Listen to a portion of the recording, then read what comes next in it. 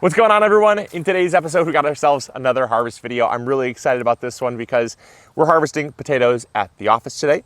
And if you know anything about the office garden, most of this food either goes to feed the staff or to the local soup kitchen. So we're gonna be harvesting these potatoes to see what we got. But while we're harvesting, I'm also gonna share with you some tips on how you can have a bigger, better potato harvest. Now, we've done lots of videos on how to grow potatoes. If you haven't seen them, definitely go back and check them out.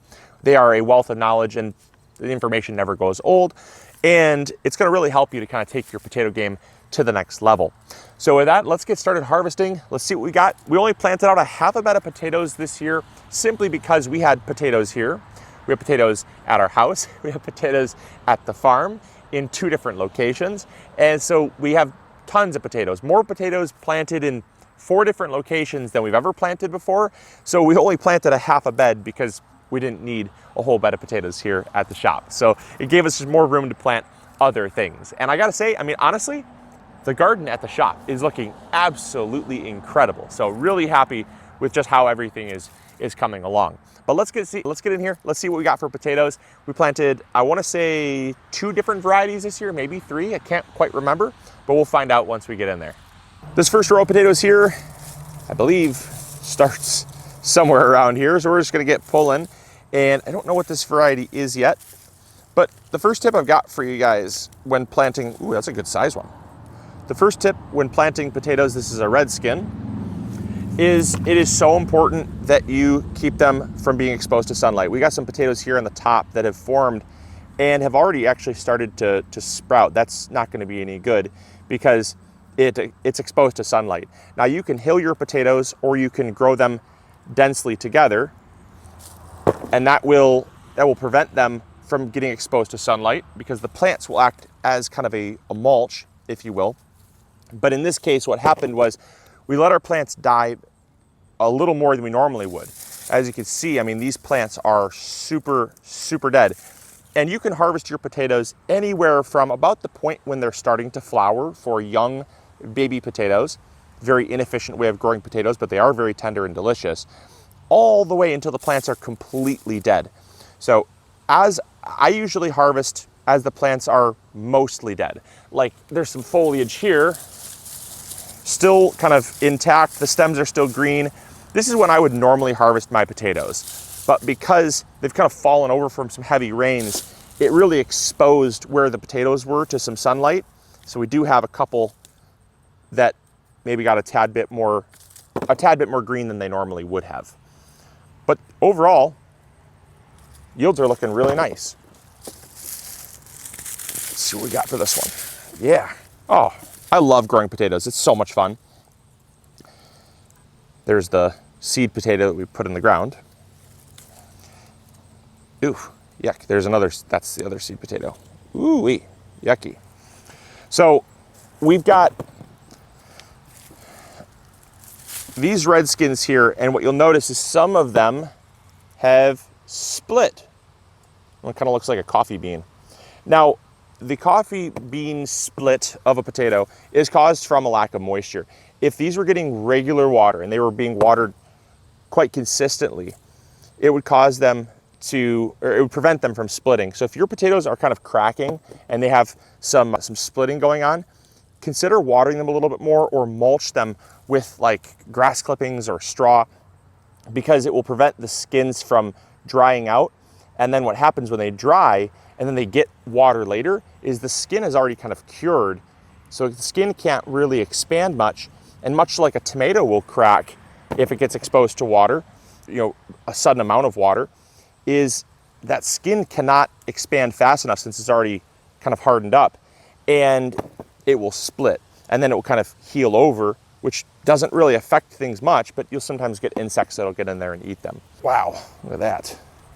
A little deformed, a little conjoined twin there, but huge potato. Next tip I got for y'all is if you are getting scab on your potatoes, we have a teeny tiny bit on our potatoes here, not too much, but scab is formed from a pH imbalance in the soil. The soil is not acidic enough. And if you make your soil more acidic, that will reduce the presence of scab in the soil. You see here we got some So a little bit of scab right there. It's just some little brown scarring on the outside of the skin.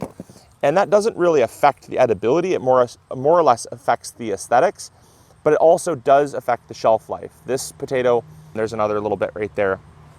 This potato will be totally fine to eat, but it will go bad about half as fast as one that does not have any scab on the skin. If you are getting scab on your potatoes, a very simple way to remedy it or prevent it from happening is just simply adding powdered or pelletized sulfur.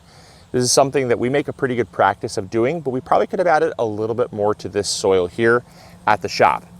Also, to kind of reference just how dry the soil is, we haven't had a lot of rain in the past couple weeks. In fact, I think it's only rained about once in the past 3 weeks. As you can see, it is really, really dry. Soil looks absolutely incredible. I mean, this is, as our soil gets built up over the years, this is by far the prettiest our soil has ever looked.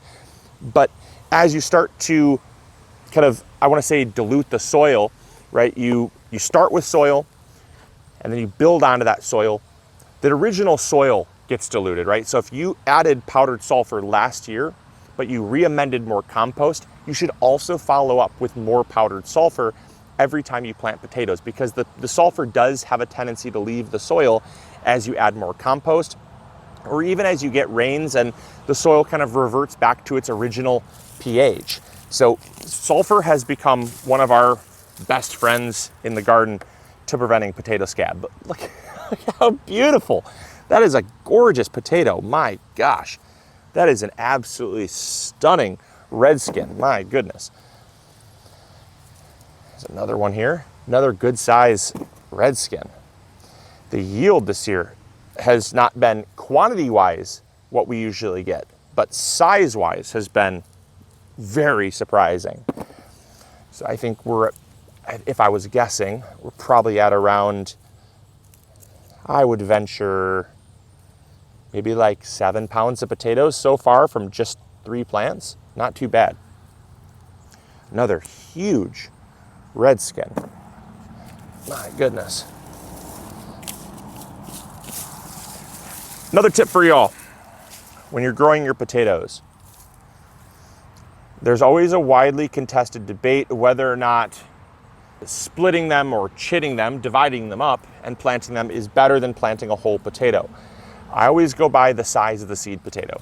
If the seed potato has 3 or more eyes, I will split them up so I get more plants. There's enough carbohydrate, enough energy store in a potato slice that has 3 or 4 eyes to be completely fine if it's divided up. And so I just simply go by the size of the seed potato. I've never noticed a big difference if you plant a small seed potato that only has 1 or 2 eyes versus a huge seed potato that has 5 or 6 eyes but split. I really have not noticed much of a difference. There's not a increase or decrease in yields, but what there is the ability to grow more plants and kind of space those plants out a little bit, because each one of those eyes will form a potato. Another tip for all of you, if you have compacted soil, like very heavy clay soil, you will find that your potatoes will be very, very small or undersized, or maybe not even form at all. A tip for you is that if you're working on building your soil up, but you can't get it to where you need it to be, like if it does not look like this, when you're ready to plant potatoes, scrap the idea and put them in containers. Potatoes in fabric pots do remarkably well. Get some soil from, whether bagged soil, make your own compost, something like that. Fill the pots up, add some perlite to it for better drainage, and just throw them in containers. They will do so much better than trying to force them in clay and heavy soil. The potatoes just don't form well, and clay soil also has a tendency to be, pH-wise, has a tendency to be more alkaline, which will increase the presence of potato scab. So that's definitely something that I've learned over the years with my gardens. Is the first couple gardens that I had were heavy clay soil, and I ended up just with a very dismal potato harvest. But as I started growing in fabric pots, any fabric pot is going to do great. I like fabric because it allows the soil to kind of dry out and you don't get as much potato rot. I had great yields, like about equal to what I'm getting in a raised bed, which is pretty nice. Next tip I got for all of you has to do with fertilizing your potatoes. We have learned, there's another cracked potato from lack of moisture. We've also ran out of room in our basket, which is awesome. Our yields have been amazing this year. It's just incredible. We only planted 12 potatoes, and from 12 potatoes, I think we're almost at probably a 30-pound bag of potatoes. Pretty amazing. But when you're growing your potatoes, potatoes need lots of nitrogen in the beginning. We will fertilize them with Trifecta Plus as our fertilizer of choice, but whatever fertilizer you go with, it needs to be high nitrogen. You have to give them lots of nitrogen in the beginning. Another way that we have actually increased our yields and increased plant growth in the very beginning is fertilizing with Trifecta, but in combination with alfalfa pellets. Alfalfa pellets are very high in nitrogen. They've been fermented, so they don't have any seeds. It's basically like alfalfa grass, essentially. And it's plant material that they heap into a pile and let ferment, and that reduces weed seeds, which is great because you get basically a completely weed-free fertilizer that the worms then come in and they break down essentially these pellets. And what you'll notice is we actually have some that has broken down here, and you'll not notice anything that looks recognizable to an alfalfa pellet. What it is just this pocket where we fertilized in the trench. It's just this pocket of what looks just like really beautiful, super spongy, broken down soil. And that is because the worms have came in and broken down the alfalfa, and they've released the nitrogen into the soil to help feed the potatoes as they're growing. But it also has generated wonderful organic matter for these potatoes, like absolutely incredible. Now, how much alfalfa do we use? On this half bed, we used about 15 pounds of alfalfa pellets, which is quite a lot. Would you need to use that much? Not necessarily. You could maybe get by with 7 to 10 pounds. We just used an excessive amount. But alfalfa pellets has become one of our go-to resources for giving that extra nitrogen to our plants in a slow release organic form. Final tip on fertilizing for you is make sure once they start flowering, give them lots of potassium. We give them almost pure potassium in the form of potash. And we do that because we want to increase plant vigor and tuber development. We do not give them at that point any more nitrogen. Nitrogen at that point does not do anything. We're in the Yukon Gold now, which looks amazing. Oh, it's beautiful. Beautiful potatoes. So we do not give them any more nitrogen. We stop the use of fertilizing with nitrogen solely because there's not a tremendous benefit for any more nitrogen. If anything, it's going to increase the plant growth, but not increase tuber development. And there's been a direct correlation, many studies have shown this, that essentially when you double the potassium, plant available potassium, yields will roughly double as well. As we're finishing up here with this last row of potatoes, I gotta say, I am really, really impressed. These potatoes were surface sown with loose soil, so they've got some mealybug damage.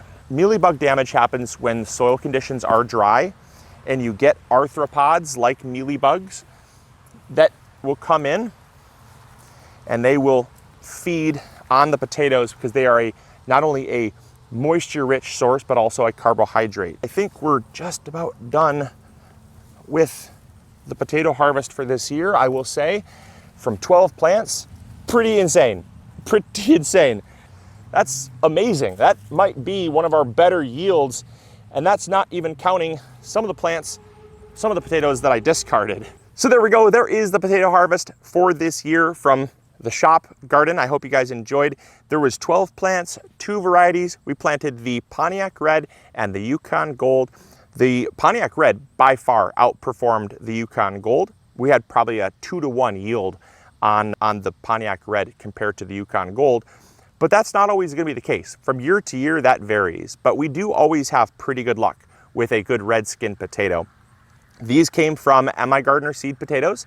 So if you want to get your hands on some M.I. Gardner seed potatoes, go join the wait list. We'll have them available next year, not this year, but next year. And I got to say, I'm really, really impressed. Essentially, plant it, take care of it very, very little, but yield a ton.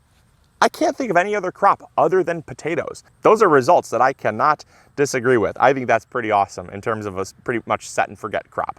So I hope you guys enjoyed. I hope you all learned something new. If you did, make sure to hit that like button, subscribe if you haven't already, and we'll catch you all on the next episode. Grow bigger. Bye. Hey, thank you so much for watching today's video. I really appreciate it. If you enjoyed, consider clicking this one. You'll probably enjoy it just as much. I want to thank you for your viewership, because without it, this channel would not be as amazing as it is. Also, if you haven't subscribed, consider subscribing. It's free, and we upload videos every Monday, Wednesday, or Friday. We also have vegetable seeds, fertilizer, or tools. If you need any of those, consider visiting migardener.com. Links will be in the description box below. We've got you covered. And as always, we'll see you all in the garden. Take care.